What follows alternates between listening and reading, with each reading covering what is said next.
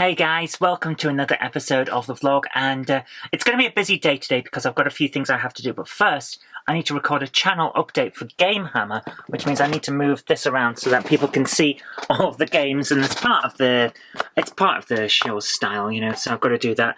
And while I'm talking about that, I'm also preparing some other stuff I need to talk about for another video, which is for Jen's channel, and I've got all kinds going on with editing and things like that. So I have to talk about stuff for Jen's channel.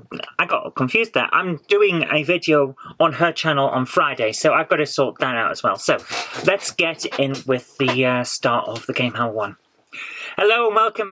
So that's what I wanted to talk about for all of that stuff with the gaming stuff. I haven't shown you all of that in the vlog because of course it's on Game Hammer, so why would I? You can see it from there. And I can't stand my camera. Oh. And that's how I'm going to go. I'm going to make it weekly as long as people understand. I mean, if people would prefer that we just didn't do it, I'll probably stop and go back to just doing the other stuff on Game Hammer channel instead. But that's how it's going for the moment. It's been a busy time. I've got a lot to catch up on because I have been ill. And because I was ill last week, I started drinking the Monsters again just to keep myself going, which was a bad idea because now I have to come off them again. That means going cold turkey, and as a result, I didn't get out of bed this morning till 10:30 in the morning. Normally I'm up a lot earlier than that because I just couldn't wake up. These energy drinks have a really bad effect on you. They really do. So I've got myself coffee. Oh, that smells lovely. Praline coffee. I've been getting those sachets of Nescafe Gold with the lattes and mochas and things like that. And my goodness, they're lovely. So I'm trying a praline one at the moment, one of my favourites. Trying to keep myself going while I do cold turkey from the Monster. You can probably tell that I look tired and haggard. It's just how it is. These things, they're harsh on you. My goodness, never start them. Seriously, don't start drinking them because this is what happens when you decide, actually, I'm too old for this. And you try to come off. Whew, it's a bit of a ride. So guys, I better get on. I've got videos to edit and stuff to plan and businesses to run, so I better get on. Let's get into today. Although actually, now I'm thinking about it, before I do that, I do have a few things that we've picked up that I should probably talk about because I haven't done a haul for a while. Now the first thing I want to talk about is Jen's new job. Her boss is getting rid of a load of CDs and gave a load to Jen because she's a music fan. One of them is Guns N' Roses Live in America 1991, which I've immediately borrowed off her so I can get a copy rip it onto iTunes because I want to hear this thing, so that'll be fun. Looking forward to that. What's on here? Interestingly enough, not songs that I'm familiar with from Guns N' Roses. I thought I knew all of Guns N' Roses tracks, but Will I Ever Understand You, Like Flames, Heartstrings, Take My Breath Away. These aren't ones I'm familiar with. I wonder whether they're covers or other interesting tracks. So that'll be good. Today, in the post, came Amsterdam Action Pack tape number 44, which has a complete copy of Crazy Cars on it, and Daily Diary, which Amsterdam Action, by the end, when it was producing the tapes in these little cardboard sleeves, had really gone from the point of view of we need to give Amstrad fans serious utilities and fun games to keep them going after all of the commercial production stops so that they can keep using their computers. It was very much a case of we're trying to doomsday vault this machine so that it can keep going. And it did work, but what they've got here is a bit of a mistake. It's on a tape. It's a cassette tape. Cassette tape. So what does it say about Daily Diary on the back of this? For disc users only, we're afraid.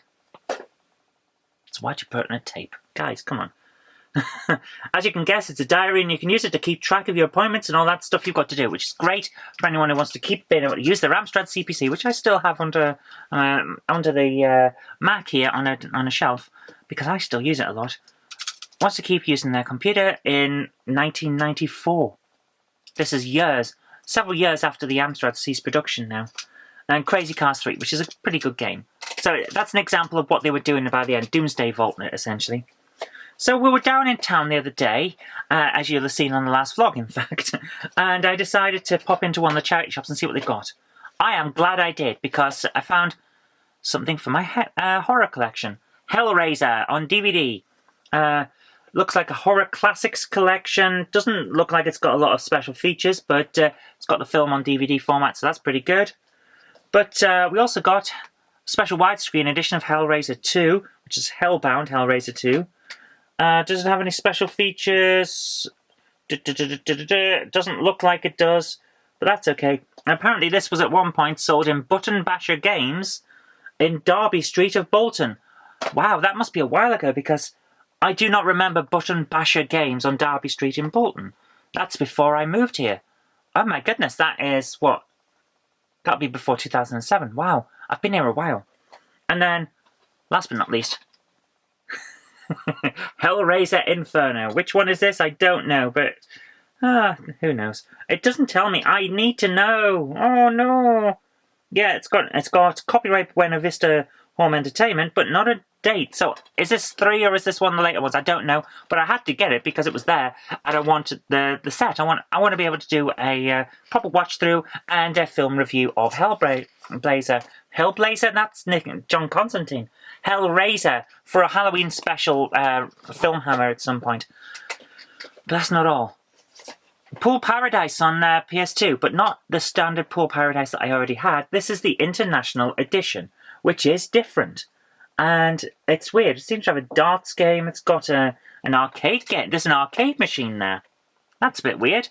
So yeah, that'll be fun. And I think I'm just showing you the next one we got. Flow Urban Dance Uprising, which I thought I already had. I've seen this in the shop so many times. But I had to have it because I didn't have it. And we are going for the full set. All complete. Very nice condition. Very happy to add it to the set. So that's going to be a lot of fun. And then last but not least, this one is the one that Jenny bought me as a present. Frequency. Now, recently I played on Game Hammer Live a game called Amplitude, which is like a precursor to Guitar Hero. And I mean it's precursor because it was by Harmonix. And so is this. This is the sequel to Amplitude. And it appears to be some kind of mixing rhythm game about mixing as a DJ. Same as Amplitude. Looks pretty damn good. 25 levels of addictive gameplay. Features tracks from a wide variety of genres, including hip-hop, drum and bass, trance, industrial and more. So yeah, it's a DJ remix thing again. Looks pretty good. I'm really, really interested in giving that a try. So that's going to be on my to-do list later on once I've got all of this work done. So I better get on now. Like I say, I've got videos to edit and things to do. So let's get back to work. But really nice to have that, and thank you so much, Jen. Let's get back to work. Oh, and of course I can't forget that I also picked up this amazing guy. He's really cool. It's Agent P from Disney Infinity. He's the crystal version. One of the hardest to find ones in good condition, and I've managed to finally get one. So I believe I've got all of the crystal ones now. So my collection of Disney Infinity should be complete except for a few of the power discs. I am very, very happy to have this guy. And he looks cool too. I mean, look at that guy. Look at him, he's so cool. Yay! Lovely day today actually for a nice quick walk, but very, very loud traffic. So, for the most part, I'm going to spend the day working indoors because, let's face it, videos won't edit themselves. But it's nice to be out and about for a little bit of a walk. Should have brought the main camera for getting good shots and also for actually being able to hear this properly, but never mind. These things happen. Anyway, let's get back. So today is a different day to what you've just seen in the vlog, and the reason for that is I had 12 hours of footage for the video that went up on Jen's channel today, which I'll put here. It was a review of a model that I built, and I've got a couple of other models on order, so there'll be more, and the next one is actually something to do with this. So we have plans for more of the monkey build stuff that I enjoy doing there.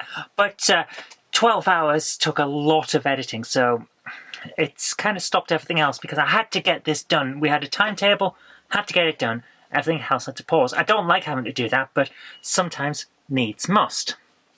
So, what am I doing today, which is the day after all of that was finished? Well, I've got some scenes to draw for a cartoon. I've got to finish off a load of tedious stuff, which is drawing the lights onto a giant space station. It's huge, but I've got to get it done.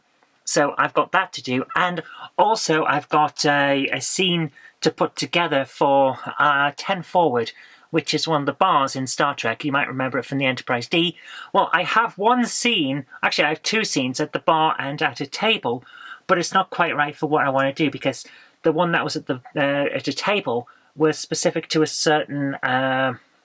actually, I suppose I could use it. That would reduce the... I might try using that. If I can use that, it would certainly reduce the amount of redrawing I have to do. I could perhaps do it. That's something I'll look into. But that's part of what I need to do.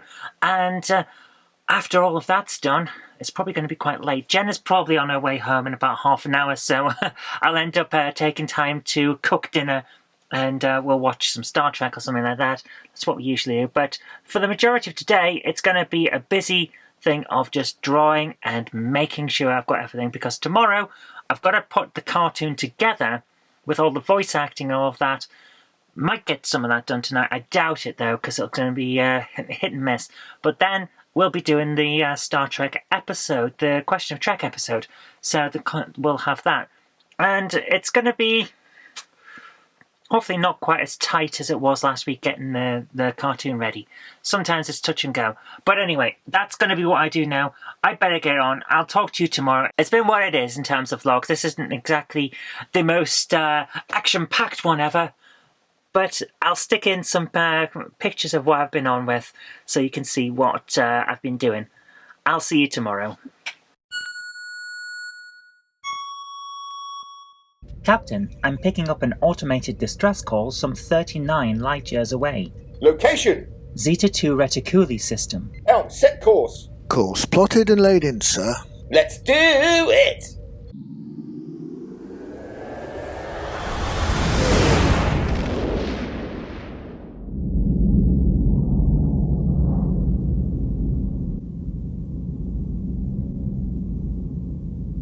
We're approaching the location now, sir.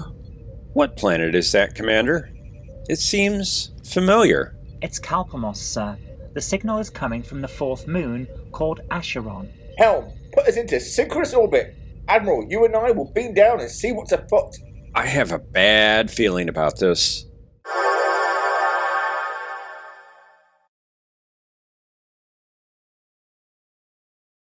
Scarlet, I think I've deciphered part of that code.